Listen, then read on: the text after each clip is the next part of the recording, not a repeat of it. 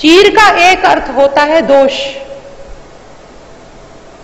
तो जब व्यक्ति में दोष होते हैं और वह दोष लेकर के परमात्मा के पास जाता है, तो एक ना एक दिन तो परमात्मा उसके सब दोषों को हरेगा। यह बात तो पक्की है कि अगर वो परमात्मा को अपना आप समर्पित करता है तो परमात्मा उसके दोषों को हरे बिना उसे कैसे अपना सकते हैं। चीर का अर्थ संत जन बताते हैं कि दोषों का हरण करना, चीर हरण। आप भी प्रार्थना करो, प्रभु हमारे में तो लाखों अवगुण हैं, हमारे अवगुण भी दूर करो।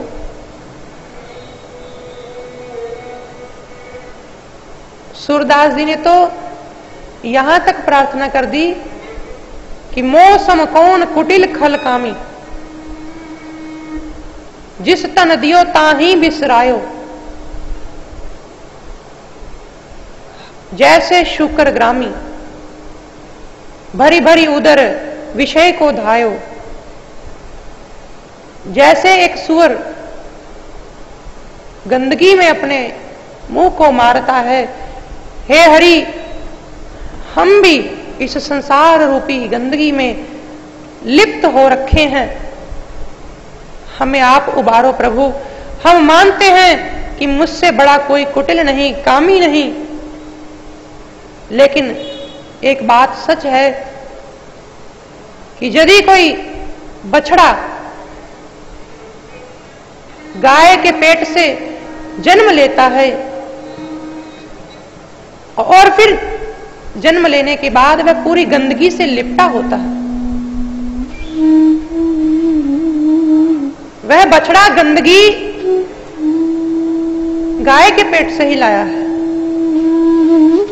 इसीलिए गाय ये सब जानती है कि यह बछड़ा मेरा है तो ये गंदगी भी तो मेरे साथ लाया है, तभी तो गाय उस बछड़े को अपनी जिह्वा से चाटती है।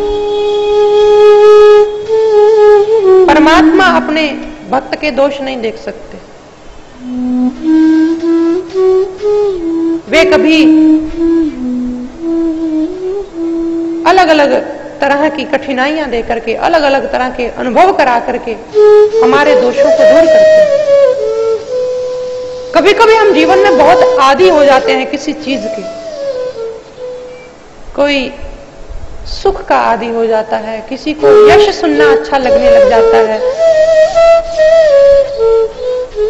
किसी को कोई वस्तु इतनी प्रिय हो जाती है कि उससे छूटती नहीं। ये दोष है। एक बार क्या हुआ, एक राजा के पास दो बाज थे। दोनों बाज बड़े ही बलवान और बड़ी ऊंचाई तक उड़ते थे। धीरे धीरे समय बीतने लगा। एक बार क्या हुआ कि एक बाज एक डाली पर ही बैठा रहता, जब देखो डाली पर बैठा रहता, दूसरा उड़ता रहता, लेकिन एक बाज बैठा रहता। राजा को बड़ी चिंता सताने लगी कि ये उड़ता क्यों नहीं है।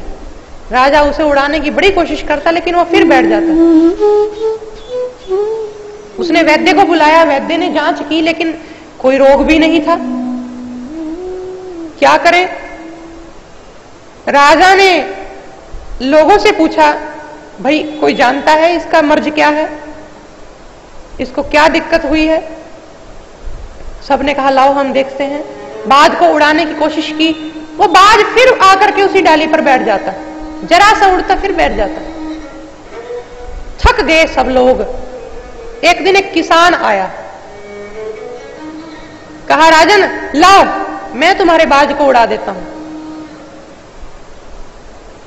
राजा ने कहा तुम कैसे उड़ाओगे? तो किसान ने जिस डाली पर वो बाज बैठता था उस डाली को काट दिया और वो बाज उड़ने लग गया। राजा ने पूछा ये डाली काटने से बाज का उड़ना क्या कारण? तो किसान ने बताया कि राजन ये बाज इस डाल पर बैठने का आदी हो चुका था। इसलिए मैंने इस डाली को ही काट दिया। तो कभी कभी परमात्मा हमसे वो चीज छीन लिया करते हैं जो हमारे भीतर दोष पैदा करती है।